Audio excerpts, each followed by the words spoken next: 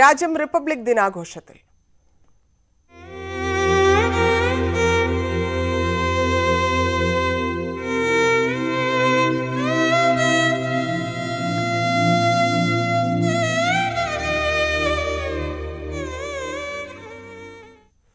എഴുപത്തിമൂന്നാം republic ദിനാഘോഷ നിറവിൽ രാജ്യം. കോവിഡ് വ്യാപനത്തിന്റെ പശ്ചാത്തലത്തിൽ കർശന നിയന്ത്രണങ്ങളോടെയാണ് ആഘോഷം. രാജ്യതലസ്ഥാനമായ ഡൽഹിയിൽ റിപ്പബ്ലിക് ദിന പരേഡിന് രാഷ്ട്രപതി രാംനാഥ് കോവിന്ദ് അഭിവാദ്യം സ്വീകരിച്ചു.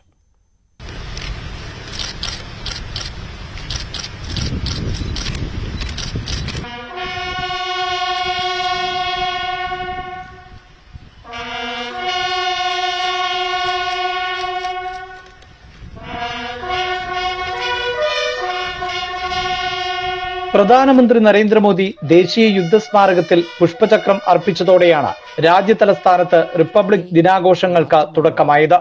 പ്രതിരോധ മന്ത്രി രാജ്നാഥ് സിംഗ്, കര, നാവിക, വ്യോമസേനാ മേധാവികൾ എന്നിവർ പ്രധാനമന്ത്രിയെ അനുഗമിച്ചു. രാജ്യത്തിന്റെ സൈനിക ശക്തിയും കരുത്തും പ്രകടമാക്കുന്നതായിരുന്നു രാജ്പഥിൽ നടന്ന റിപ്പബ്ലിക് ദിന parade.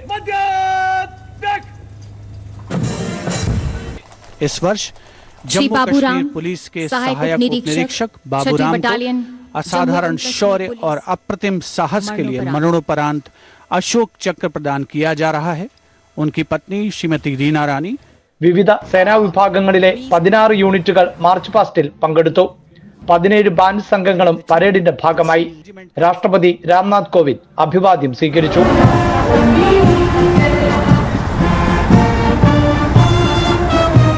Kashmir Light Infantry Regimental Center, the Army Medical Corps Center and വിവിധ സേനാ വിഭാഗങ്ങൾക്ക് പുറമെ NCC കേഡറ്റുകൾ, NSS വോളണ്ടിയർമാർ, കലാ സാംസ്കാരിക പ്രവർത്തകർ ഉൾപ്പെടെയുള്ളവർ പരേഡിൽ അണിനിരന്നു.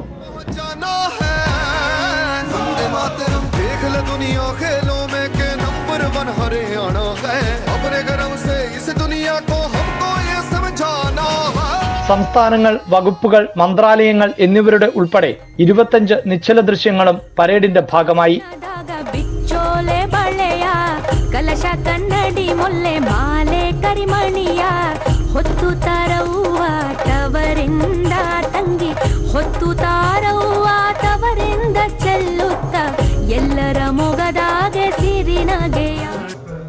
ദേശവിരുദ്ധ ശക്തികളുടെ ഭീഷണികളെ തുടർന്ന് കനത്ത സുരക്ഷയിലായിരുന്നു ആഘോഷം. ന്യൂസ് 18 ഡൽഹി. സ്വാതന്ത്ര്യത്തിന്റെ 75ാം വാർഷികത്തിന്റെ ഭാഗമായ അമൃത് മഹോത്സവത്തിനിടെയാണ് രാജ്യം 73ാം റിപ്പബ്ലിക് ദിനം ആഘോഷിക്കുന്നത്. ഇതിന്റെ ഭാഗമായി 75 യുദ്ധവിമാനങ്ങൾ ആകാശത്ത് വിസ്മയ കാഴ്ചയൊരുക്കിയതായിരുന്നു പ്രധാന ആകർഷണം. കോവിഡിന്റെ പശ്ചാത്തലത്തിൽ ഇത്തവണ വിശിഷ്ടാതിഥിയുണ്ടായിരുന്നില്ല. റിപ്പോർട്ടിലേക്ക് തിരിച്ചെത്താം. ഇപ്പോൾ മന്ത്രി പി രാജീവ് മാധ്യമങ്ങളെ കാണുന്നു. തത്സമയം ഇന്നൊരു പത്രസമ്മേളനത്തിലൂടെ സൂചിപ്പിക്കുകയുണ്ടായി. ഇപ്പോൾ ബഹുമാനായ പ്രതിപക്ഷ നേതാവ് പറഞ്ഞ കാര്യങ്ങൾ യഥാർത്ഥത്തിൽ നിയമവുമായോ ഭരണഘടനയുമായി ചേർന്ന് നിൽക്കുന്നതല്ല എന്നതാണ് വസ്തുത. അദ്ദേഹം പറഞ്ഞ ഒന്നാമത്തെ കാര്യം, നിയമമന്ത്രി എന്ന നിലയിൽ ഞാൻ നടത്തിയ പ്രതികരണത്തിൽ പരാമർശിച്ച വിധിന്യായങ്ങൾ ലോകായുക്തയുടെ ആർട്ടിക്കിൾ 12 മാത്രം ബന്ധപ്പെട്ട് നിൽക്കുന്നതാണ്. അത് 14 ബന്ധപ്പെട്ടുള്ളതല്ല എന്ന് അദ്ദേഹം സൂചിപ്പിക്കുകയുണ്ടായി. 14 പ്രകാരം മാൻഡേറ്ററിയാണ്. ആ ഭാഗത്തെക്കുറിച്ച് കോടതികളുടെ വിധികളൊന്നും ഉണ്ടായിരുന്നില്ല. അത് തെറ്റിദ്ധരിപ്പിക്കലാണെന്നാണ് അദ്ദേഹം സൂചിപ്പിച്ചത്. എനിക്കൊന്നും അദ്ദേഹം വിധി പൂർണ്ണമായും വായിച്ചിരിക്കാനിടയില്ല. കാരണം 14 തന്നെ നിൽക്കുന്നത് 12 ചേർന്നിട്ടാണ്. 14ന്റെ സിമ്പിൾ റീഡിംഗിൽ തന്നെ ഏതൊരാൾക്കും അറിയാം, ലോകായുക്ത കൊടുക്കുന്ന ഡിക്ലറേഷൻ എന്നുള്ളത് 12(3) അടിസ്ഥാനപ്പെടുത്തിയിട്ടുള്ള റിപ്പോർട്ട് കൂടി ചേർത്തിട്ടാണ്. ആ 14ാം സെഷൻ വായിക്കുകയാണെങ്കിൽ അതിനകത്ത് വളരെ കൃത്യമാണ്. ഇത് രണ്ടും ചേർത്ത് വെച്ചുകൊണ്ടാണ് അതിനകത്ത് പറയുന്നത്. അപ്പോൾ ലോകായുക്ത നിയമത്തിനകത്ത് തന്നെ ഇത് നിൽക്കുന്നത് പരസ്പരം ബന്ധപ്പെട്ടുകൊണ്ടാണ്. അപ്പോൾ 14ാമത്തെ സെക്ഷൻ 12 ചേർന്നാണ് നിൽക്കുന്നത്. അതുകൊണ്ടാണ് നേരത്തെ സൂചിപ്പിച്ച ഘട്ടത്തിലും ഈ കാര്യം പറയുകയുണ്ടായി. ഇപ്പോൾ 14 പറയുന്നത് public servant to vacate office if directed by Lokayukta, where after investigation into a complaint, the Lokayukta or an Upa-Lokayukta is satisfied that the complaint involving an allegation against the public servant is substantiated and the public servant concerned should not continue to hold the post held by him, the Lokayukta or Upa-Lokayukta, as the case may be, shall make a declaration to that effect in his the report under subsection 3 of section 12. വെച്ചാൽ 12ാം സെക്ഷനെ അടിസ്ഥാനപ്പെടുത്തിക്കൊണ്ടാണ് 14ാം section തന്നെ നിൽക്കുന്നത്. അപ്പൊ അതുകൊണ്ട് 14ഉം 12ഉം തമ്മിൽ പരസ്പര ബന്ധിതമാണ്. പിന്നെ ബഹുമാനപ്പെട്ട ഹൈക്കോടതിയിൽ 2 വിധികൾ യഥാർത്ഥത്തിൽ 12നെ മാത്രം പരാമർശിക്കുന്നതല്ല. ചീഫ് ജസ്റ്റിസ് ഉൾപ്പെടുന്ന ബെഞ്ചിന്റെ 2017 വിധിന്യായം അവര് കൃത്യമായി പറയുന്നുണ്ട്. While on this, we would also like to notice the second limb of argument of the learned counsel that Lokayukta was not competent to issue a positive direction. ഞങ്ങൾ ഇവിടെ പരിശോധിക്കുന്നത് പ്രോസിക്യൂട്ടറുടെ രണ്ടാമത്തെ വാദമാണ്. അത് ലോകായുക്തയ്ക്ക് പോസിറ്റീവ് ഡയറക്ഷൻ കൊടുക്കാൻ അധികാരമുണ്ടോ? In overview, a plain reading of section 12(1) of the Act makes this position clear. 12(1) തന്നെ വായന വളരെ വ്യക്തമാണ്. He can only make a report to the concerned authority with recommendation. ലോകായുക്തയ്ക്ക് only make a report to the concerned authority with recommendation. ലോകായുക്തയ്ക്ക് ആകെ ചെയ്യാൻ കഴിയുന്നത് റെക്കമെൻഡേഷനോടുകൂടി concerned അതോറിറ്റിക്ക് report നൽകുക എന്നത് മാത്രമാണ്. But no positive direction, much less presumptory in nature, can be issued by the Upa-Lokayukta or Lokayukta, as they are not such a statutory authority. ഈ 12(1) apply ചെയ്യുമ്പോൾ മാത്രമല്ല, ഇവർ പരിശോധിക്കുന്നത് ലോകായുക്തയ്ക്ക് പോസിറ്റീവ് ഡയറക്ഷൻ ഇതുപോലെ ഡിക്ലറേഷൻ കൊടുക്കാൻ കഴിയുമോ. കോടതി പറയുന്നത് ഇത് ഒറ്റ റീഡിംഗ് 12(1) റീഡിംഗിൽ തന്നെ എങ്ങനെയാണ് ലോകായുക്തമുള്ളത് ഒരു റെക്കമെൻഡേഷനോട് കൂടി റിപ്പോർട്ട് കൊടുക്കാനുള്ള അധികാരം മാത്രമുള്ളതാണ്, അല്ലാതെ പോസിറ്റീവ് ഡയറക്ഷൻ കൊടുക്കാൻ അധികാരമുള്ള ഒരു അതോറിറ്റി അല്ല. They have only recommendatory jurisdiction. That conclusion. They have only recommendatory jurisdiction. അല്ലാതെ they have only recommendatory jurisdiction while applying any action with ഈ 12 പ്രകാരം എന്നുള്ളതല്ല. ഇത് തന്നെ ഒരു റെക്കമെൻഡറി ജൂറിസ്ഡിക്ഷനാണ്. അപ്പൊ പൂർണ്ണമായിട്ട് റെക്കമെൻഡറി ജൂറിസ്ഡിക്ഷനുള്ള ഒരു സംവിധാനം 12-നകത്ത് പറയുന്നതാണെങ്കിൽ, അദ്ദേഹം പറയുന്ന വാദമാണെങ്കിൽ പോലും അത് 14-മായി ചേർത്ത് മാൻഡേറ്ററി പ്രൊവിഷൻ കൊണ്ടുവരാൻ കഴിയില്ല എന്നതാണ് ഈ വിധിന്യായത്തിലൂടെ ഞാൻ പരാമർശിച്ചത്. അതുതന്നെയാണ് 2020 ബഹുമാനപ്പെട്ട ഹൈക്കോടതി ആവർത്തിക്കുകയുണ്ടായി. The Lokayukta has only recommendatory jurisdiction. ഇതാണ് 2020 general manager and Kerala state cooperative federation for fisheries development ഇതിനകത്ത് കോടതി സൂചിപ്പിച്ചിട്ടുള്ളത്. ഇതിന് ആധാരം എന്താണെന്ന് വെച്ചാൽ, ലോകായുക്ത എന്നുള്ളത് ഒരു നിയമസഭയുടെ ലെജിസ്ലേറ്റീവ് പവേഴ്സ് ഉപയോഗിച്ച് രൂപീകരിക്കുന്ന ഒരു ബോഡിയാണ്. ഒരു നിയമത്തെ അടിസ്ഥാനപ്പെടുത്തിയിട്ടുള്ള സ്റ്റാറ്റ്യൂട്ടറി ബോഡിക്ക് ഭരണഘടനയെ അടിസ്ഥാനപ്പെടുത്തിയിട്ടുള്ള ചുമതലയെ നീക്കം ചെയ്യാനുള്ള അധികാരമില്ല. അതുകൊണ്ടാണ് ഇപ്പൊ നിങ്ങൾ ലോക്പാൽ നോക്കുകയാണെങ്കിൽ, ലോക്പാലാണല്ലോ ഏറെ ചർച്ച ചെയ്ത് അണ്ണാഹസാർ ഉൾപ്പെടെയുള്ള നീണ്ട സമരങ്ങളിലൂടെ രൂപം കൊണ്ട ഒരു നിയമം. ഞാൻ ആ പാർലമെന്റിൽ ആ സമയത്ത് ഉണ്ടായതാണ്. അതിനകത്ത് പറയുന്നുണ്ട്, 24 പറയുന്നത്, after the conclusion of the investigation, prime മിനിസ്റ്റർക്കെതിരെ ഉൾപ്പെടെയുള്ളതാണ്, the finding of the Lokpal dispose the commission of an offence under the prevention of corruption act by a public servant, the Lokpal may file a case in special court and shall send a copy of the report together with its finding to the competent authority. ഇതാണ് section 24 Lokpal. ഇനി അങ്ങനെ അധികാരം കൊടുക്കാൻ കഴിയുമോ എന്ന ചോദ്യം ചോദിച്ചു. എല്ലാ നിയമങ്ങളും അങ്ങനെ തന്നെയാണ്. ഇപ്പൊ കർണാടക നിയമവും നിങ്ങളുടെ ശ്രദ്ധയിലുണ്ടായിരിക്കും. അത് അതേ നിയമത്തിലെ വാചകങ്ങൾ തന്നെയാണ് ഇപ്പോ കേരളത്തിൽ ഈ നിയമത്തിൽ നമ്മൾ എടുത്തിട്ടുള്ളത്. ഇപ്പോഴത്തെ പുതിയ ഓർഡിനൻസിൽ വരുന്നത് അതേ വാചകങ്ങൾ തന്നെയാണ് ഇതിനകത്ത് വന്നിട്ടുള്ളത്.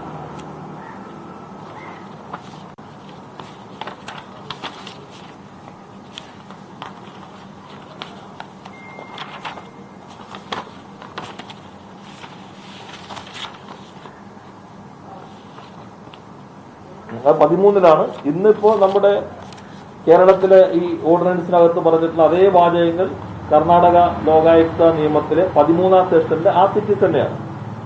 ഇന്ത്യയിൽ ഒരിടത്തും ഇങ്ങനെ ഒരു മാൻഡേറ്ററി പ്രൊവിഷൻ ഇല്ലാത്തത് അത് ഭരണഘടനാപരമായി നിൽക്കില്ല എന്നതുകൊണ്ടാണ്. ഇതാണ് അദ്ദേഹം പറഞ്ഞ ഒരു ഒന്നാമത്തെ ഭാഗം.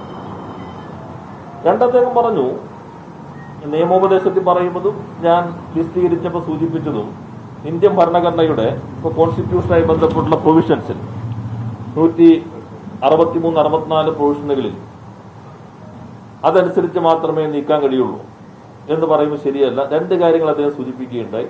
ഒന്ന്, ഒരു MLA ഡിസ്ക്വാളിഫൈ ചെയ്ത് എങ്ങനെയായിരിക്കും. രണ്ട്, കോടതി കോവാറന്റ വന്നാൽ എങ്ങനെയായിരിക്കും. അപ്പോൾ കോവാറന്റ റിട്ട് കൊടുത്തു കഴിഞ്ഞാൽ മാറേണ്ടതില്ലേ എന്ന രണ്ട് ചോദ്യങ്ങളാണ് അദ്ദേഹം ഉന്നയിച്ചായി കണ്ടത്. അതിലൊന്ന്, കോവാറന്റ മന്ത്രിമാർക്കെതിരെയല്ല. അതിലൊന്ന്, സുപ്രീം കോടതിയുടെയും ഹൈക്കോടതികളുടെയും ഒത്തിരി വിധികളുണ്ട്. ഇത് വായിച്ചാൽ തന്നെ ഈ ഇപ്പോഴത്തെ വിവാദങ്ങൾ വളരെ കൃത്യമായ ധാരണ കിട്ടും. The pleasure of dismissing or removing a state minister has to be that of the governor and not that of the high court.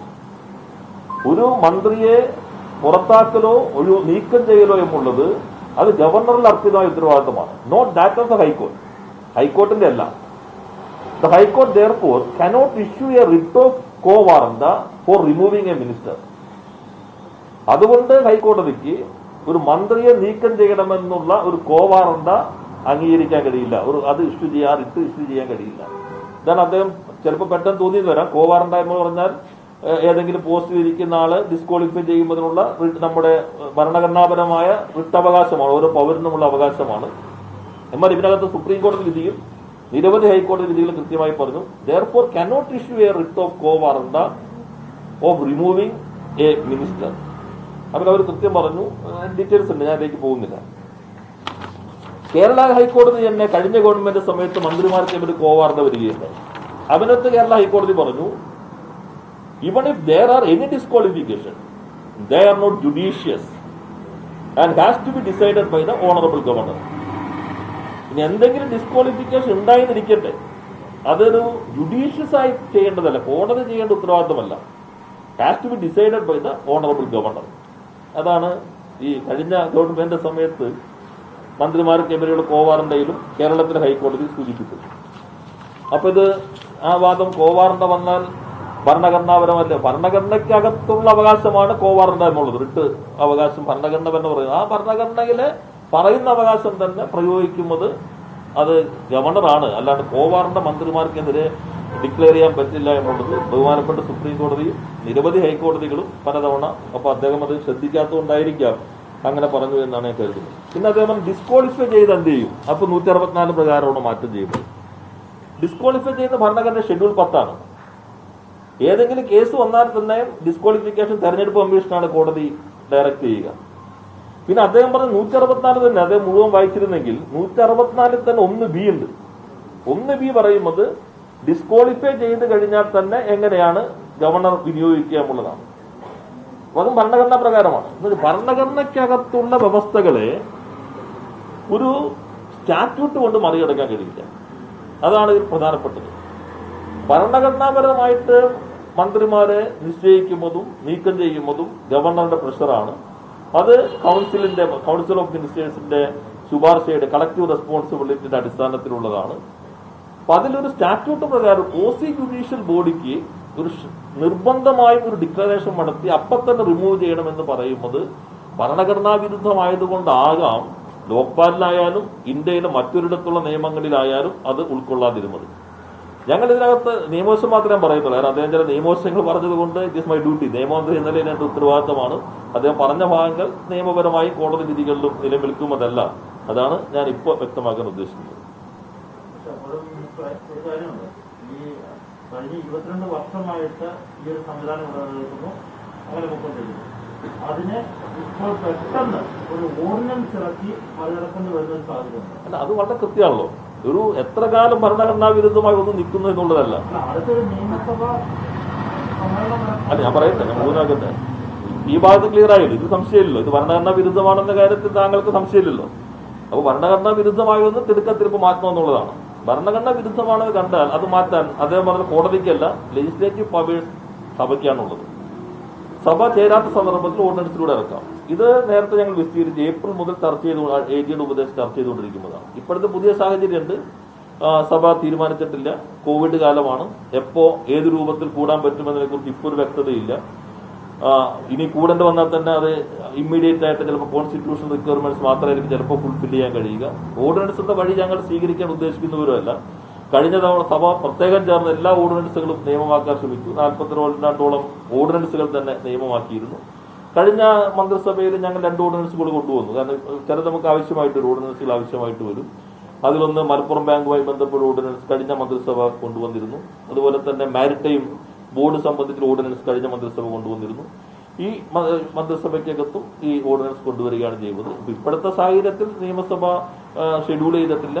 പ്രത്യേകമായി സാഹചര്യം വിലവെടുക്കുന്നുണ്ട്. അപ്പോൾ എപ്പോൾ എങ്ങനെ കൂടുമെന്നതിനെ കുറിച്ചൊരു അവ്യക്തത കൂടിയുണ്ട്. അതുകൊണ്ട് ഗവൺമെന്റിൽ അർപ്പിതമായിട്ടുള്ള ഭരണഘടനാ അധികാരം വിനിയോഗിക്കുകയാണ് ചെയ്യുന്നത്. അപ്പോഴും ഈ പറയുന്ന ഒരു നിയമസഭാ സമ്മേളനം വരെ കാത്തിരിക്കാൻ പറ്റുന്നതാണല്ലോ. ഒരു ഇമ്മീഡിയറ്റ് എഫക്ട് ഒരു പൊതുജനത്തെ ബാധിക്കുന്ന മന്ത്രി പി രാജീവ് മാധ്യമങ്ങളോട് സംസാരിക്കുകയായിരുന്നു. വാർത്തകൾ തുടരും ഇടവേളയ്ക്ക് ശേഷം. ഇനി അതിഥി.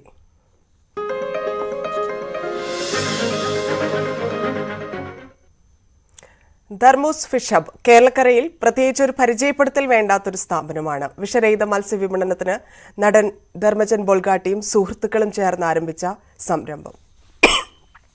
നിലവിൽ കേരളത്തിൽ 39 ശാഖകളാണ് സ്ഥാപനത്തിനുള്ളത്. ഇപ്പോൾ ധർമ്മൂസ് ഫിഷ് ഹബ് കേരളത്തിന് പുറത്തേക്കും കടക്കുകയാണ്. തമിഴ്നാട്, കർണാടക സംസ്ഥാനങ്ങളിലാണ് പുതിയ ശാഖ തുറക്കുന്നത്. ഈ സാഹചര്യത്തിലാണ് തന്റെ മത്സ്യക്കച്ചവട രംഗത്തെ വിജയങ്ങളെയും വെല്ലുവിളികളെയും കുറിച്ച് പറയാൻ ധർമ്മജൻ ബോൾഗാട്ടി അതിഥിയായി എത്തിയിരിക്കുന്നത്. സ്വാഗതം ധർമ്മജൻ.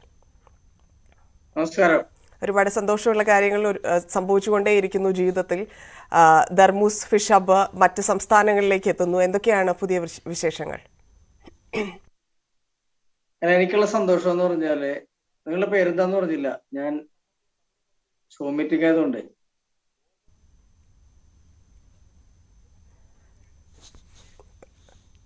കേൾക്കാമോ ധർമ്മജൻ? ധന്യ എന്നാണ് പേര്. പേരെന്താന്ന് പറഞ്ഞില്ല. ധന്യ. അതെ, ധന്യ. എന്റെ സന്തോഷം എന്താന്ന് പറഞ്ഞാല്, എനിക്ക് വീട്ടിലേക്ക് പത്രി ഉണ്ടാക്കണ എന്റെ ബിസിനസ് മെയിൻ സിനിമയും ആണല്ലോ.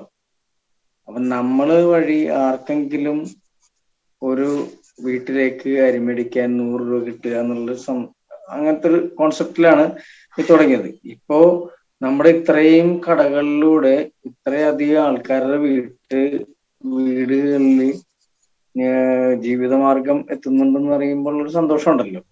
അതാണ്. അത് വളർന്നുകൊണ്ടേ ഇരിക്കട്ടെ. അത് വളർന്നുകൊണ്ടിരിക്കണതിൽ എനിക്കല്ല, അതില് ഒരുപാട് പേരുടെ കുടുംബങ്ങളുടെ പ്രാർത്ഥനയുണ്ട്. ഇതിപ്പോ എത്ര സ്റ്റേറ്റിലേക്കാണ് പുതുതായിട്ട് പുതിയ ബ്രാഞ്ചസ് തുടങ്ങിയിരിക്കുന്നത്? ഔട്ട് ഓഫ് സ്റ്റേഷനിലേക്ക് ഇത് ആദ്യമായിട്ടാണ്. ഇനി അവിടെ നിന്ന് അങ്ങോട്ട് തുടങ്ങാൻ പോകുന്നുണ്ട്. അതൊക്കെ നോക്കിയും കണ്ടൊക്കെ ചെയ്യുന്നുള്ളൂ. കാരണം ഇത് വലിയൊരു പ്രൊജക്റ്റാണ്. നിങ്ങൾ വിചാരിക്കണ പോലുള്ള സംഭവമല്ല. ഒന്നാമത് മീൻ എന്ന് പറയുന്ന സാധനം 2 ദിവസം കഴിഞ്ഞാൽ ചീഞ്ഞു പോണ സാധനമാണ് മീൻ എന്ന് പറഞ്ഞാല്. ബാക്കി എന്തും നമുക്ക് ഹോൾഡ് ചെയ്ത് വെക്കാൻ പറ്റും. മീൻ എന്ന് പറഞ്ഞാൽ 2 ദിവസം കഴിഞ്ഞാൽ ചീഞ്ഞു പോണ സാധനമാണ്. അതുപോലെ ഫ്രഷ് കൊടുത്തില്ലെങ്കിൽ ആൾക്കാർ നമ്മളോട് വഴക്കിടും, നല്ല പ്രശ്നങ്ങൾ ഉണ്ടാക്കും. ചില ആൾക്കാർ കറി വെച്ചിട്ട് ചട്ടിയോട് കൊണ്ടുവന്ന് വീട്ടിൽ കടയിൽ കൊണ്ടുവന്ന് വെക്കണ സന്ദർഭം വരെ ഉണ്ടാവും. എനിക്കൊരു തോന്നിയിട്ടുണ്ട്, എന്നെ പറ്റിച്ചിട്ടുള്ള ആൾക്കാരുണ്ട് മീൻകാർ.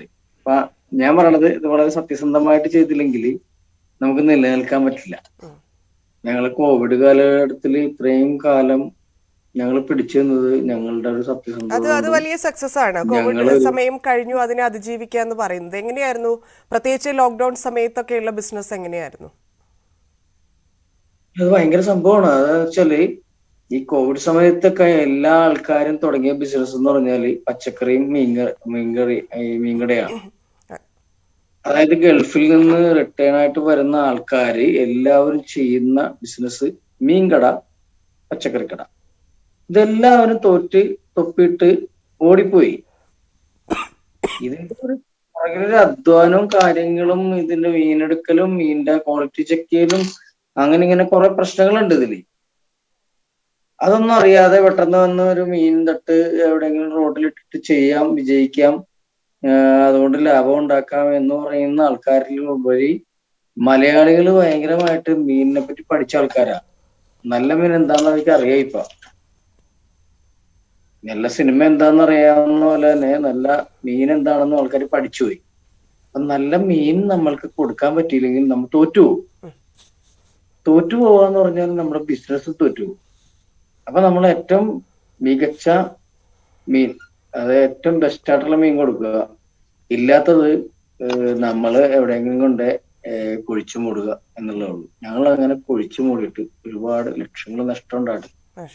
അത് ഈ ലോക്ക്ഡൌൺ കാലത്ത് വളരെയധികം നഷ്ടം ഉണ്ടായിട്ടുണ്ട്. ലക്ഷങ്ങളാണ് നഷ്ടം. അത് 1000 10,000 ഒന്നല്ല, ലക്ഷങ്ങൾ നഷ്ടമുണ്ട്. പക്ഷെ ആ ലക്ഷങ്ങൾ വേണ്ട, നമ്മൾ ആൾക്കാരെ വഞ്ചിക്കാൻ പാടില്ല എന്നുള്ള നിലപാടെടുത്തുകൊണ്ട് അത് കുഴിച്ചു മൂടിയ ചരിത്രമാണ്. നമ്മുടെ ഒരു കൂട്ടുകാരന്റെ പറമ്പിൽ കൊണ്ടുപോയി വലിയ കുഴി എടുത്തിട്ട് അതിൽ കുഴിച്ചു മൂടിയ ചരിത്രമുണ്ട്. ലക്ഷങ്ങളുടെ മേൽ. പ്രൊഡക്റ്റിന്റെ കാര്യത്തിൽ 100% ഗ്യാരണ്ടി കൊടുക്കുന്നത് എങ്ങനെയാണ്? സർവീസിന്റെ കാര്യത്തിൽ എങ്ങനെയാണ്? സർവീസിന്റെ കാര്യത്തിൽ ഒരുപാട് സെലിബ്രിറ്റീസ് നമ്മുടെ അവിടെ മീൻ മേടിക്കുന്നത്. മലയാള സിനിമയിൽ ഒരുപാട് കസ്റ്റമേഴ്സ് ഡയറക്റ്റ് എത്തുകയാണോ? ഓൺലൈൻ സർവീസ് ഉണ്ടോ? എങ്ങനെയൊക്കെയാണ്? ഓൺലൈൻ സർവീസ് ഉണ്ട്, ഡോർ ടു ഡോർ സർവീസ് ഉണ്ട്, എല്ലാ തരത്തിലും നമ്മളെ എന്നെ വിളിക്കുന്ന ആൾക്കാരുടെ ഒരു ലിസ്റ്റ് അറിയാൻ പറ്റുമല്ലോ. ഏറ്റവും സൂപ്പർ സ്റ്റാർ തുടങ്ങി താഴേക്ക് ഇങ്ങോട്ട് എല്ലാരും വിളിക്കും. എറണാകുളം ജില്ലയിൽ വന്ന് കഴിഞ്ഞാൽ മീൻ കിട്ടണമെന്നുണ്ടെങ്കിൽ എന്നെ വിളിക്കും, ഞാനത് കറക്റ്റ് ആയിട്ട് എത്തിച്ചു കൊടുക്കും. ഇപ്പൊ വരെ ഈ ഫോൺ നമ്മൾ ഈ മീറ്റിംഗിൽ ഇരിക്കുന്നതിന് തൊട്ട് മുമ്പ് വരെ ഒരു ഡയറക്ടറെ വിളിച്ചിട്ട് മീൻ മേടിച്ചോളൂ കൊടുത്തോളൂ.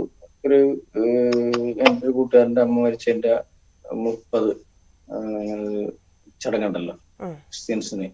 അപ്പൊ അതിന് നമ്മളോട് വിളിച്ചു ചോദിക്കുക, നമ്മളതിന്റെ മീൻ അറേഞ്ച് ചെയ്യുക. അത് നമ്മളോടുള്ള വിശ്വാസം കൊണ്ടാണ്.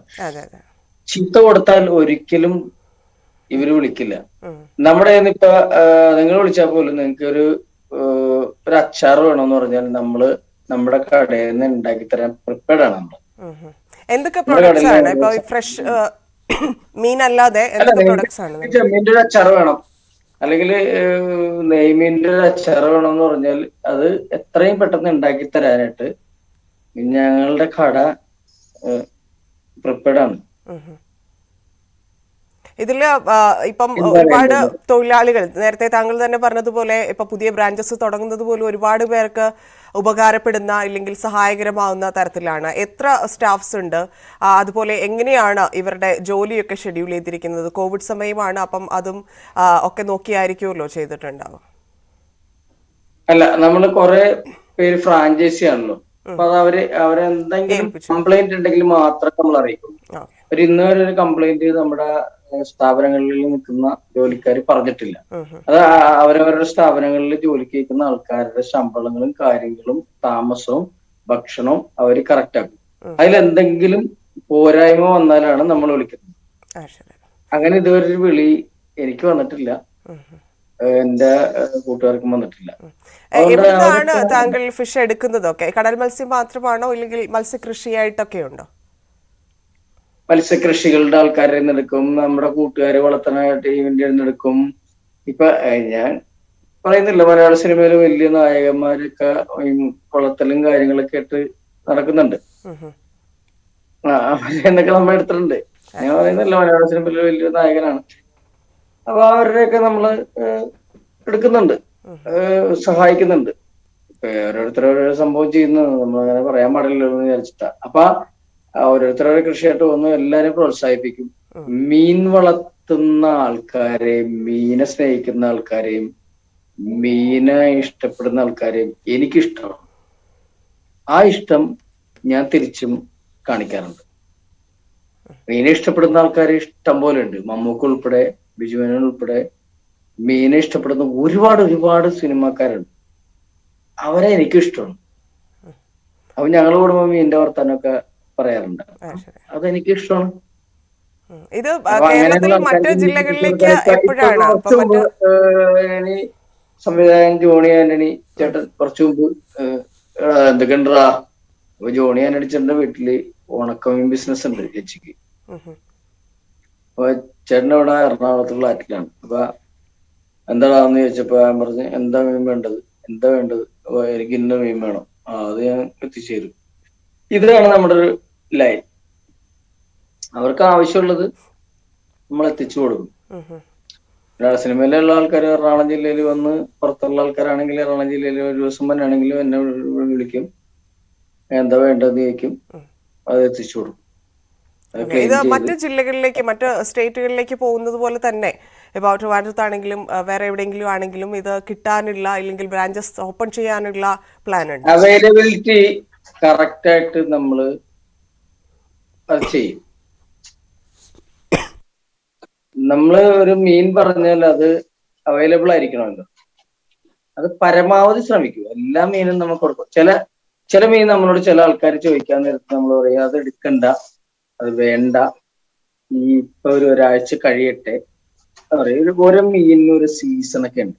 അതിപ്പോ പ്രഷറോട് ഇപ്പൊ വിശദീകരിക്കാനുള്ള സമയം ഇതിലില്ല. ഓരോ മീൻ, ഒരു ചാള എന്ന് പറയുന്ന മീൻ, മത്തി എന്ന് പറയുന്ന ചാള എന്ന് പറയുന്ന മീനിന് ഒരു സീസൺ ഉണ്ട്. ഒരു സീസണിൽ ഒരു ചാള വേറൊരു രീതിയിലായിരിക്കും, വേറൊരു സീസണിൽ വേറൊരു സീസൺ ആയിരിക്കും, വേറൊരു സീസണിൽ വേറൊരു ടേസ്റ്റ് ആയിരിക്കും. അങ്ങനെ ഓരോ സീസണിൽ വേറെ ടേസ്റ്റ് ആയിരിക്കും. ഈ ചാള എന്ന് പറയുന്ന, മത്തി എന്ന് പറയുന്ന സാധനത്തിന് 3 or 4 സീസണിൽ വ്യത്യസ്ത ടേസ്റ്റുകളായിരിക്കും. അപ്പൊ നമ്മള് മുട്ടച്ചാളയുണ്ട്, നെയ്ച്ചാളയുണ്ട്, അങ്ങനെ ഉണ്ട്, കത്തിച്ചാളയുണ്ട്, ചെറിയ ചെറിയ രീതിയിലുള്ള ചാളയുണ്ട്. അങ്ങനെ ചെറിയ ചെറിയ വ്യത്യാസങ്ങൾ ഇതിന് വന്നുകൊണ്ടിരിക്കും കാലക്രമേണ. അത് നമ്മൾ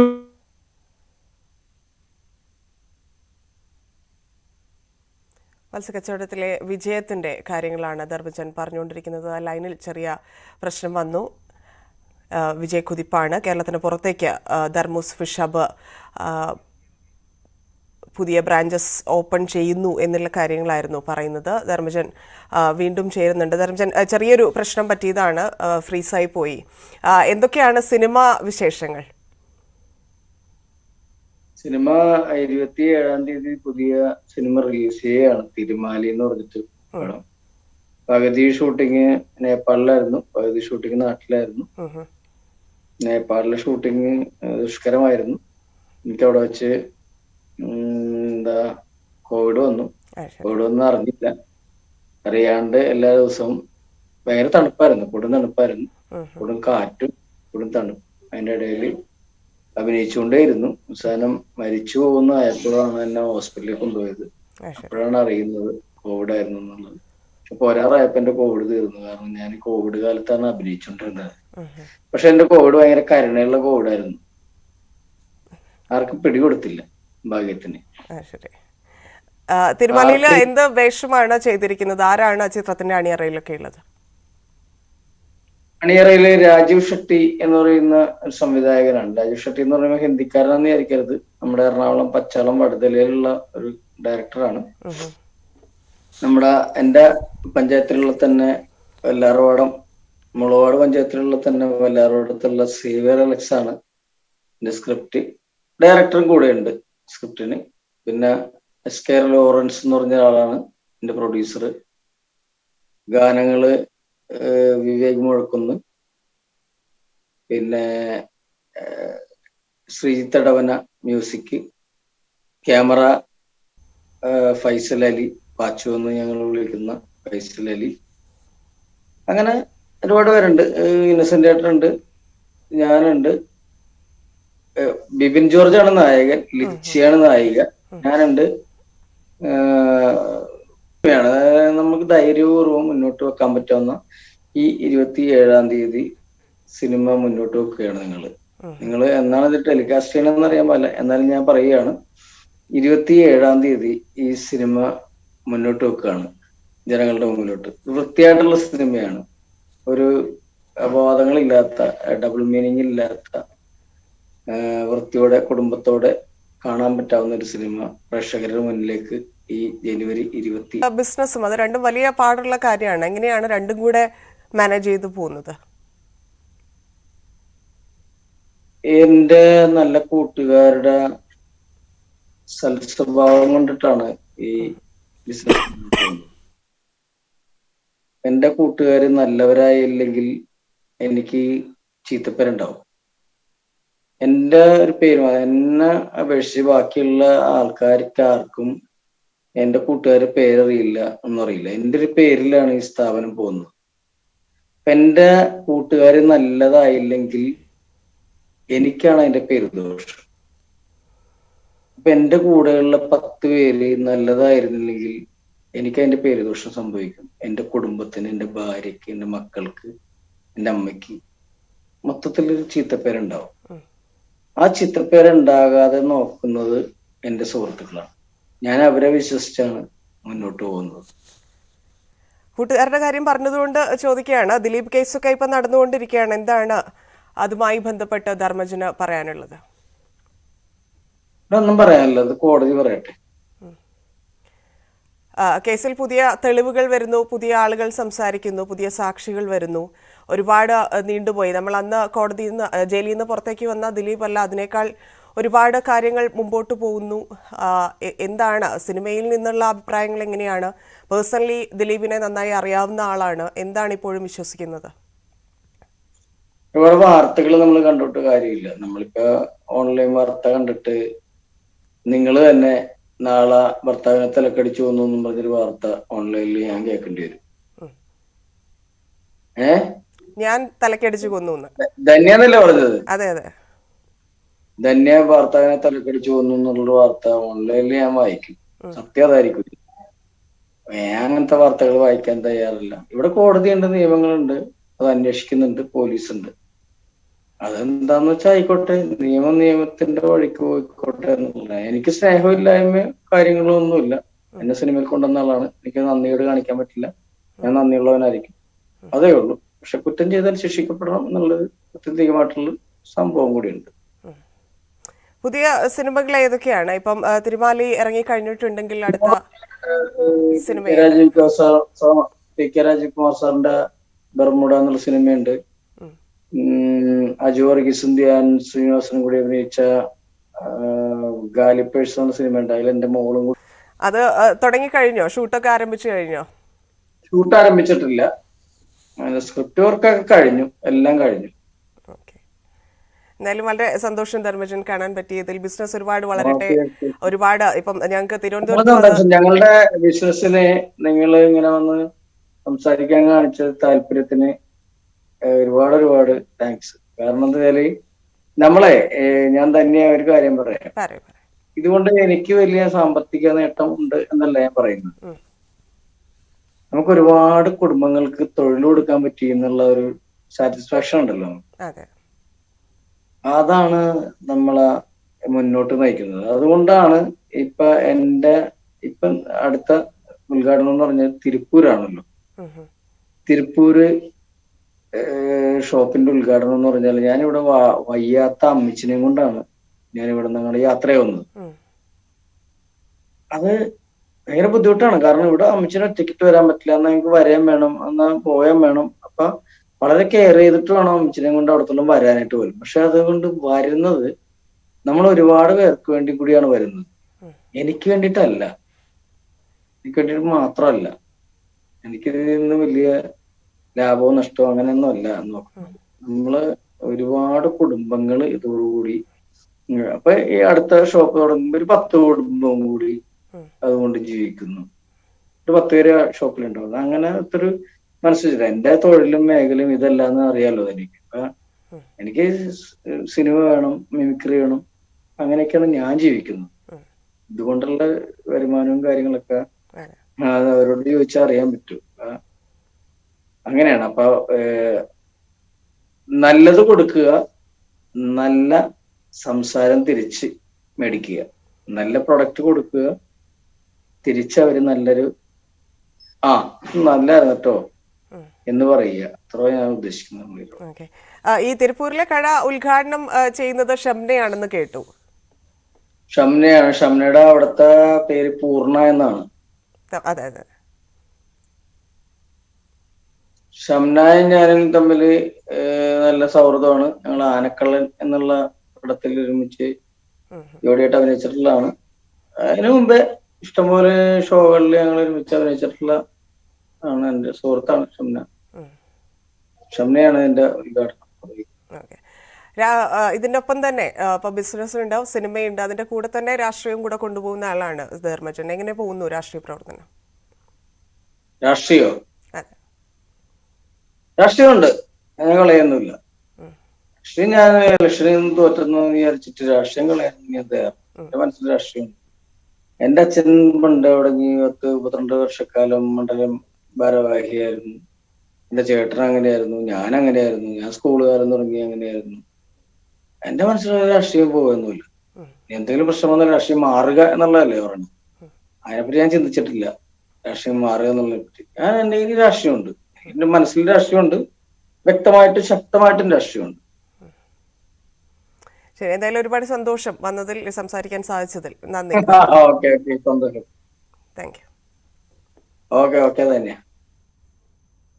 ഇടവേള.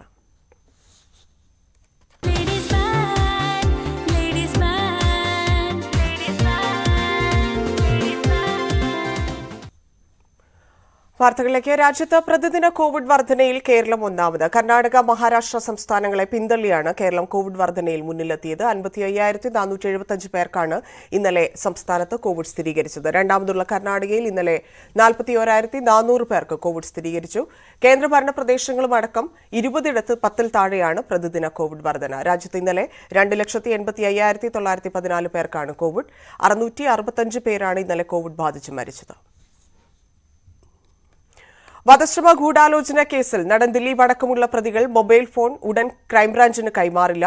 ഫോൺ ഹാജരാക്കാൻ പ്രതികൾ സാവകാശം തേടി. കേസിൽ കാവ്യമാധവൻ അടക്കം കൂടുതൽ പേരെ വരും ദിവസങ്ങളിൽ ചോദ്യം ചെയ്യും. ദിലീപ് അടക്കമുള്ള പ്രതികളുടെ മുൻകൂർ ജാമ്യാപേക്ഷ ഹൈക്കോടതി നാളെ വീണ്ടും പരിഗണിക്കും. വധശ്രമ ഗൂഢാലോചന കേസ് രജിസ്റ്റർ ചെയ്തതിന് പിന്നാലെ കേസിലെ പ്രതികളായ ദിലീപ്, അനൂപ്, സുരാജ് എന്നിവർ ഫോണുകൾ മാറ്റിയതായി അന്വേഷണ സംഘം കണ്ടെത്തിയിരുന്നു. ഇവരുടെ മൊബൈൽ നമ്പറുകൾ പ്രവർത്തിക്കുന്ന ഫോണുകളുടെ IMEI നമ്പറുകൾ ഒരേ ദിവസം മാറിയതായി ശാസ്ത്രീയ പരിശോധനയിലാണ് കണ്ടെത്തിയത്. ഇതേ തുടർന്ന് മൊബൈൽ ഫോണുകൾ ഇന്ന് 1 മണിക്ക് മുൻപ് ഹാജരാക്കണമെന്ന് ആവശ്യപ്പെട്ട് ക്രൈംബ്രാഞ്ച് ഇന്നലെ ചോദ്യം ചെയ്യലിനിടെ നോട്ടീസ് നൽകി. എന്നാൽ മൊബൈൽ ഫോണുകൾ ഹാജരാക്കാൻ സാവകാശം തേടി ദിലീപ് ക്രൈംബ്രാഞ്ചിന് കത്തയച്ചു. മൊബൈൽ ഫോണുകൾ ദിലീപിന്റെ അഭിഭാഷകനെ ഏൽപ്പിച്ചെന്നാണ് സൂചന. ഫോണുകൾ ഹാജരാക്കാൻ ഉത്തരവിടണമെന്ന ആവശ്യം ക്രൈംബ്രാഞ്ച് നാളെ ഹൈക്കോടതിയെ അറിയിക്കും. ചോദ്യം ചെയ്യലിന്റെ വിശദാംശങ്ങൾ ഉൾപ്പെടുത്തിയുള്ള റിപ്പോർട്ടും മുദ്രവെച്ച കവറിൽ നാളെ ഹൈക്കോടതിയിൽ നൽകും. ദിലീപ് അടക്കമുള്ള പ്രതികളുടെ മുൻകൂർ ജാമ്യ ഹർജിയും ഹൈക്കോടതി നാളെ പരിഗണിക്കുന്നുണ്ട്. അതിനിടെ കേസുമായി ബന്ധപ്പെട്ട കാവ്യമാധവനെയും ക്രൈംബ്രാഞ്ച് ഉടൻ ചോദ്യം ചെയ്യുമെന്നാണ് വിവരം. ഗൂഢാലോചന നടന്ന ദിവസം കാവ്യയുടെ സാന്നിധ്യവും ഉണ്ടായിരുന്നു എന്ന കണ്ടെത്തലിനെ തുടർന്നാണിത്. കൂറുമാറിയ സാക്ഷികളുടെ സ്വത്തുവിവരങ്ങളും ക്രൈംബ്രാഞ്ച് അന്വേഷിക്കുന്നുണ്ട്. ന്യൂസ് 18 കൊച്ചി. ഇടുക്കിയിൽ SFI പ്രവർത്തകൻ ധീരജിന്റെ കൊലപാതകവുമായി ബന്ധപ്പെട്ട അന്വേഷണത്തിൽ ഇടുക്കി ജില്ലാ പോലീസ് മേധാവിക്കെതിരെ SFI രംഗത്ത്. അന്വേഷണം കാര്യക്ഷമമല്ലെന്നാണ് SFI ആരോപണം. SP-യുടെ നിലപാട് പ്രതികൾക്ക് അനുകൂലമായി മാറുന്നുണ്ടോ എന്ന് സംശയിക്കുന്നുവെന്നും SFI സംസ്ഥാന വൈസ് പ്രസിഡന്റ് MS ശരത് പറഞ്ഞു. കേസിലെ ഒന്നാം പ്രതി നിഖിൽ പൈലി ഉൾപ്പെടെയുള്ള പ്രതികളെ പോലീസ് കസ്റ്റഡിയിൽ വാങ്ങി തെളിവെടുപ്പും നടത്തിയെങ്കിലും ധീരജിനെ കൊലപ്പെടുത്താൻ ഉപയോഗിച്ച കത്തി കണ്ടെത്താൻ കഴിഞ്ഞില്ല. അതേസമയം ഒന്നാം പ്രതി നിഖിൽ പൈലിയെ തെളിവെടുപ്പിനായി വീണ്ടും കസ്റ്റഡിയിൽ വാങ്ങാനാണ് അന്വേഷണ സംഘത്തിന്റെ തീരുമാനം. അട്ടപ്പാടിയിൽ ആൾക്കൂട്ട മർദ്ദനത്തിനിരയായ ആദിവാസി യുവാവ് മധു കൊല്ലപ്പെട്ട കേസിൽ സ്പെഷ്യൽ പബ്ലിക് പ്രോസിക്യൂട്ടറെ മാറ്റാൻ തീരുമാനം. നിലവിലെ പ്രോസിക്യൂട്ടർ കോടതിയിൽ ഹാജരാകാത്ത സാഹചര്യത്തിലാണ് തീരുമാനം. അതേസമയം കേസിൽ CBI അന്വേഷണം ആവശ്യപ്പെട്ട് ഹൈക്കോടതിയെ സമീപിക്കുമെന്ന് മധുവിന്റെ കുടുംബം വ്യക്തമാക്കി. മധു കേസിൽ നിലവിലെ special public prosecutor VT Raghunath വിചാരണ കോടതിയായ മണ്ണാർക്കാട് SC/ST പ്രത്യേക കോടതിയിൽ ഹാജരാകാതെ വന്നതോടെയാണ് പുതിയ ആളെ നിയമിക്കാൻ സർക്കാർ തീരുമാനിച്ചത്. മധുവിന്റെ കുടുംബത്തിന് താൽപ്പര്യമുള്ള 3 പേരുകൾ നിർദ്ദേശിക്കാൻ പറഞ്ഞതായി ഡയറക്ടർ ജനറൽ ഓഫ് പ്രോസിക്യൂഷൻ വ്യക്തമാക്കി. സ്പെഷ്യൽ പബ്ലിക് പ്രോസിക്യൂട്ടർ കോടതിയിൽ ഹാജരാകാത്തത് ഗൗരവമായി കാണുമെന്നും കുടുംബത്തിന്റെ പരാതി പരിശോധിക്കുമെന്നും നിയമമന്ത്രി P. രാജീവ് പറഞ്ഞു. ശരിയായ രൂപത്തിൽ കേസ് മുന്നോട്ട് കൊണ്ടുപോകുന്നതിനും ഇരയുടെ പൂർണ്ണമായിട്ട് മധു നമ്മുടെ നാടിനെ ആകെ വേദനിപ്പിച്ചൊരു സംഭവമാണ്. അതിൽ കുറ്റവാളികളായ ആളുകൾക്ക് ശരിയായ ശിക്ഷ ലഭിക്കുന്നതിനും ആവശ്യമായിട്ടുള്ള ശക്തമായ സമീപനമായിരിക്കും സർക്കാർ സ്വീകരിക്കുക. കേസിൽ കുറ്റപത്രം സമർപ്പിച്ച് 3.5 വർഷത്തിലേറെയായിട്ടും വിചാരണ തുടങ്ങാത്തത് ചൂണ്ടിക്കാട്ടിയും കേസിൽ തുടരന്വേഷണം ആവശ്യപ്പെട്ടും ഹൈക്കോടതിയെ സമീപിക്കാനൊരുങ്ങുകയാണ് മധുവിന്റെ കുടുംബം. ഇന്നലെ കേസ് പരിഗണിച്ചപ്പോൾ മധുവിന് വേണ്ടി സ്പെഷ്യൽ പബ്ലിക് പ്രോസിക്യൂട്ടർ ഹാജരായില്ല എന്ന വിവരം കുടുംബം ഞെട്ടലോടെയാണ് കേട്ടത്. ഞങ്ങളുടെ പ്രോസിക്യൂഷൻ അവിടെ ഹാജരാകാത്തത് കൊണ്ട് വളരെ ബുദ്ധിമുട്ട് എന്ന് വിളിച്ചാലും പറയും ഇങ്ങനെ അവർ ഹാജരായിട്ടില്ല എന്നുള്ള വിവരം മാത്രം ഞങ്ങൾ കേട്ടിരുന്നുള്ളൂ. പിന്നീട് അപ്പം ഞങ്ങൾ ആലോചിച്ചു എന്തുകൊണ്ടാണ് ഇവരിങ്ങനെ ഹാജരാകാത്തതെന്നൊക്കെ അന്വേഷിക്കണമെന്നൊക്കെ പറഞ്ഞായിരുന്നു. പക്ഷെ അതേക്കുറിച്ച് അന്വേഷിച്ചപ്പോൾ എന്തോ ഫോൺ എടുക്കുന്നില്ല എന്നോ അങ്ങനെയൊക്കെ ഒരു അറിയിപ്പൊക്കെ കിട്ടിയായിരുന്നു. മധു കേസിൽ ആക്ഷൻ കൗൺസിലും CBI അന്വേഷണം ആവശ്യപ്പെട്ട് ഹൈക്കോടതിയെ സമീപിക്കും. ന്യൂസ് 18 പാലക്കാട്. ആരോഗ്യ കാരണങ്ങളാലാണ് മധു കൊലക്കേസിൽ കോടതിയിൽ ഹാജരാകാതിരുന്നതെന്ന് special public prosecutor VT Raghunath news 18നോട്. കണ്ണിന് ശസ്ത്രക്രിയ നടത്തിയതിനെ തുടർന്ന് ഫയലുകൾ പോലും പരിശോധിക്കാൻ സാധിക്കാത്ത അവസ്ഥയിലായിരുന്നു. കോടതിയിൽ ഹാജരാകാനുള്ള അസൗകര്യം പ്രോസിക്യൂഷൻ ഡയറക്ടർ ജനറലിനെ അറിയിച്ചിരുന്നുവെന്നും പ്രോസിക്യൂട്ടർ ന്യൂസ് 18നോട് പറഞ്ഞു. റെറ്റിന ഡിറ്റാച്ച്മെന്റ് വന്നിട്ട് പെട്ടെന്ന് സർജറി നടത്തേണ്ടി വന്നു. അത് കഴിഞ്ഞ് അതേ കണ്ണിൽ തന്നെ പ്രഷർ കൂടിയിട്ട് കണ്ണിന്റെ പ്രഷർ ഹൈ ആയിട്ട് അതിന് വേറൊരു സർജറി നടത്തി. ഇങ്ങനെ ഒരു 4 മാസത്തിലധികമായിട്ട് ഞാൻ കിടപ്പിലായിപ്പോയി. ഈ ഐ സർജറി നടത്തി കഴിഞ്ഞതിന്റെ അടിസ്ഥാനത്തിൽ എന്താ പറയുക, എനിക്ക് അത്രയും 33,000-ലധികം പേജുള്ള കേസ് ഡയറിയാണ് അതിലുള്ളത്. അത് മൊത്തം വായിച്ചുണ്ടാക്കുക എന്ന് പറഞ്ഞാൽ ഭയങ്കര സ്ട്രെയിൻ ആണ്. അതേസമയം തന്നെ യാത്രയും ഇവിടുന്ന് എറണാകുളത്ത് നിന്ന് മണ്ണാർക്കാട് വരെ യാത്ര ചെയ്ത് പോയിട്ട് ഈ കോവിഡ് റെസ്ട്രിക്ഷൻസ് ഇപ്പോഴും പോലും നമുക്ക് അറിയാലോ, കോവിഡ് റെസ്ട്രിക്ഷൻസ് അതെ കേസ് എടുക്കാൻ പറ്റാത്തൊരു സാഹചര്യമാണ്. അതുകൊണ്ട് തന്നെ ആ കാര്യങ്ങളെല്ലാം പറഞ്ഞ് ഞാൻ DGPക്ക് റിപ്ലൈ കൊടുത്തു. തുടരുന്നതിൽ കുറച്ചു കാലത്തേക്ക് എനിക്ക് എന്തായാലും പോയിട്ട് കേസ് നടത്താൻ പറ്റില്ല.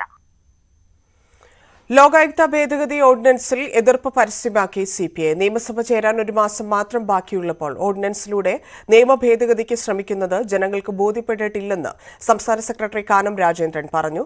രാഷ്ട്രീയ കൂടിയാലോചനയില്ലാതെയാണ് സർക്കാർ നടപടിയെന്നും കാനം തുറന്നടിച്ചു.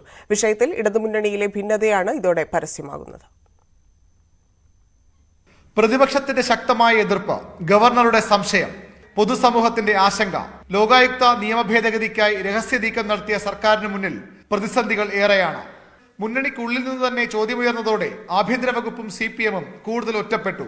നിയമ ഭേദഗതിയെ തള്ളിപ്പറയുന്നില്ലെങ്കിലും അതിന് സർക്കാർ സ്വീകരിച്ച മാർഗത്തെയാണ് കാനം വിമർശിക്കുന്നത്. ആ നിയമസഭയിൽ ഒരു ബില്ലായി അവതരിപ്പിച്ചാൽ എല്ലാവർക്കും ഇതിനെക്കുറിച്ച് അഭിപ്രായം പറയാനുള്ള സ്വാതന്ത്ര്യം കിട്ടും. അത് നിഷേധിക്കപ്പെട്ടതാണ് ഇതിനെ സംബന്ധിച്ചിടത്തോളം ഒരു വിവാദത്തിലേക്ക് നയിച്ചത്. നയപരമായ പ്രശ്നത്തിൽ മുന്നണിയിൽ കൂടിയാലോചന നടത്താത്തതിലെ നീരസവും കാനം മറച്ചുവച്ചില്ല.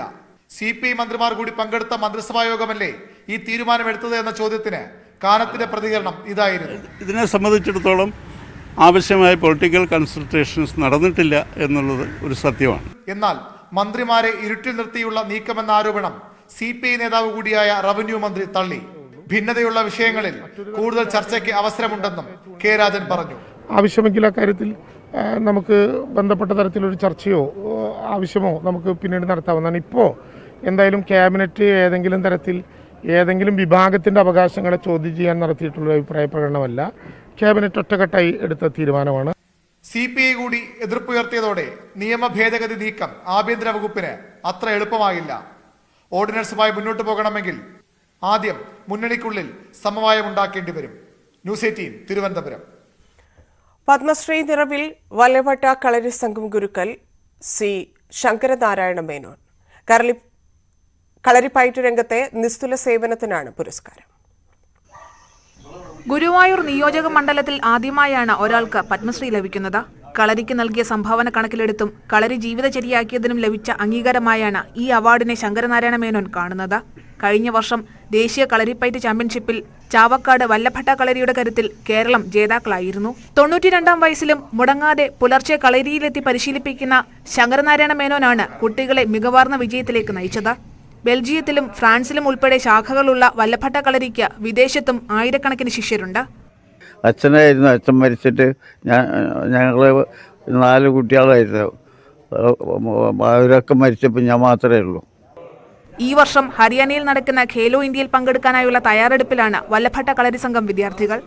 ചാവക്കാട് കൂട്ടുങ്ങലിൽ 1957 ഗുരുക്കൾ പരേതനായ ശങ്കുണ്ണിപ്പണിക്കർ ആരംഭിച്ചതാണ് വല്ലഭട്ട കളരി സംഘം. KP സൗദാമിനിയാണ് ശങ്കരനാരായണന്റെ ഭാര്യ. ന്യൂസ് 18 ഗുരുവായൂർ. പത്മശ്രീ പുരസ്കാരം നേടിയ P. നാരായണക്കുറുപ്പിന് അനുമോദനവുമായി മുൻ പ്രതിപക്ഷ നേതാവ് രമേശ് ചെന്നിത്തല പേരൂർക്കട ഇന്ദിരാനഗറിൽ നാരായണക്കുറുപ്പിന്റെ വസതിയിലെത്തിയാണ് ആദരം അർപ്പിച്ചത്. തന്റെ നാട്ടുകാരൻ കൂടിയായ പ്രിയ കവിക്ക് പത്മ പുരസ്കാരം ലഭിച്ചതിൽ ഏറെ സന്തോഷമുണ്ടെന്ന് രമേശ് ചെന്നിത്തല. ഹരിപ്പാടിന്റെ ഒരു ആദരം കൂടിയാണ്.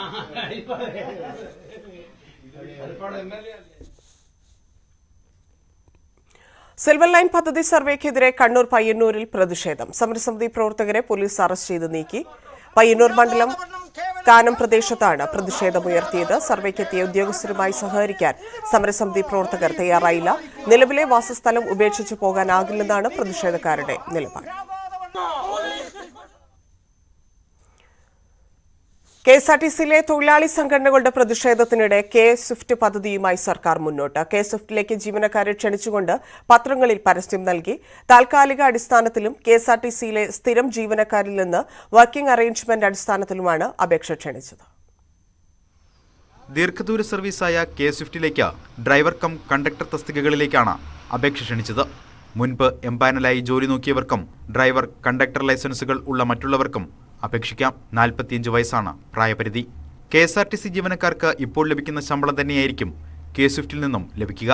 താൽക്കാലികമായി നിയമിക്കുന്നവർക്ക് 8 മണിക്കൂറിന് 715 രൂപയും അധികമുള്ള മണിക്കൂറിന് 100 രൂപ മുതൽ 375 രൂപ വരെയും ദിവസവേതനം ലഭിക്കും. നിയമനങ്ങൾക്കായി സെലക്ഷൻ കമ്മിറ്റിയെ നിയോഗിക്കും. സെലക്ഷൻ കമ്മിറ്റി നടത്തുന്ന പരീക്ഷയുടെ അടിസ്ഥാനത്തിലാകും നിയമനം.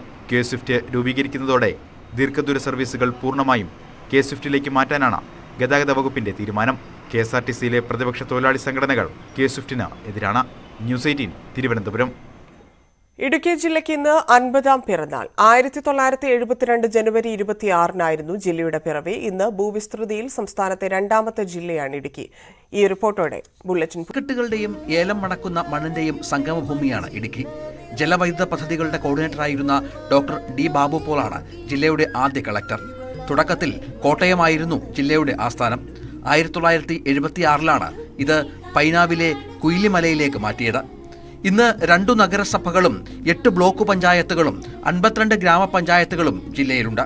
40% സംരക്ഷിത വനപ്രദേശമായ ജില്ലയിൽ കാപ്പി, തേയില, കുരുമുളക് എന്നിവയാണ് പ്രധാന വിളകൾ. ഏലമാണ് ഇപ്പോൾ ജില്ലയിലെ പ്രധാന കൃഷി. ഭൂപ്രശ്നങ്ങളിലും പട്ടയ വിഷയങ്ങളിലും പരിഹാരം തേടുന്ന ഇടുക്കി മുറിപ്പാടുകളേറെ ഏൽപ്പിച്ച 2 പ്രളയകാലവും കടന്നാണ് 50ാം പിറന്നാളിൽ എത്തി നിൽക്കുന്നത്. സുഗന്ധവ്യഞ്ജനങ്ങളുടെ നാടെന്നറിയപ്പെടുന്ന ഇടുക്കി പുരാതന കാലം മുതൽ വിദേശികളുടെ മനം കവർന്നിരുന്നു. പ്രകൃതി സൗന്ദര്യം കൊണ്ടും ഏറെ മുന്നിലാണ് ഈ ജില്ല. ഏഷ്യയിലെ ഏറ്റവും വലിയ ഭൂഗർഭ ജലവൈദ്യുത നിലയം സ്ഥിതി ചെയ്യുന്ന മൂലമറ്റവും മുല്ലപ്പെരിയാറും കാണികൾക്ക് വിസ്മയം സൃഷ്ടിക്കുന്ന ഇടുക്കി ആർച്ച് ഡാമും തലയുയർത്തി നിൽക്കാൻ ഇടുക്കിയെ പ്രാപ്തമാക്കുന്നു. ജില്ലയുടെ ജൂബിലിയോടനുബന്ധിച്ച് ഇടുക്കിയുടെ പേരിൽ ഒരു തപാൽ സ്റ്റാമ്പ്, അതോടൊപ്പം തന്നെ ജില്ലയിലെ ഏറ്റവും നിർധനരായ 52 ആളുകൾക്ക് പഞ്ചായത്തിൽ 1 എന്ന നിലയ്ക്ക് വീട് നിർമ്മാണം, ജില്ലയുടെ രാജവീഥികളെല്ലാം തന്നെ പൂച്ചെടികൾ കൊണ്ട്, രാജമല്ലികൾ കൊണ്ടും അതുപോലുള്ള ചെറിയ പൂമരങ്ങളും വെച്ച് പിടിപ്പിച്ചുകൊണ്ട് ടൂറിസത്തിന് അനുകൂലമാക്കി തീർക്കാം. അങ്ങനെ ഒട്ടനവധി പദ്ധതികളാണ് ഇടുക്കി ജില്ലയുടെ 50 ആണ്ട് പൂർത്തീകരിക്കുന്ന സമയത്ത് 1 വർഷം നീണ്ടു നിൽക്കുന്ന ആഘോഷത്തിൻ്റെ ഭാഗമായി ജില്ലാ ഭരണകൂടം ആലോചിച്ചിട്ടുള്ളത്. 1977 മുൻപ് കുടിയേറ്റം നടത്തിയ ആയിരക്കണക്കിന് കർഷകർക്ക് പട്ടയം ഇന്നും കിട്ടാക്കനിയാണ്. കഴിഞ്ഞ 2 പതിറ്റാണ്ടിനിടെ 80,000-ഓളം പട്ടയങ്ങൾ വിതരണം ചെയ്തിട്ടുണ്ടെങ്കിലും ഇനിയും 6 ലക്ഷത്തിലേറെ പേർക്ക് പട്ടയം ലഭിക്കാനുണ്ടെന്നതും ഏറെ ഗൗരവതരമാണ്. ന്യൂസ് 18 ഇടുക്കി.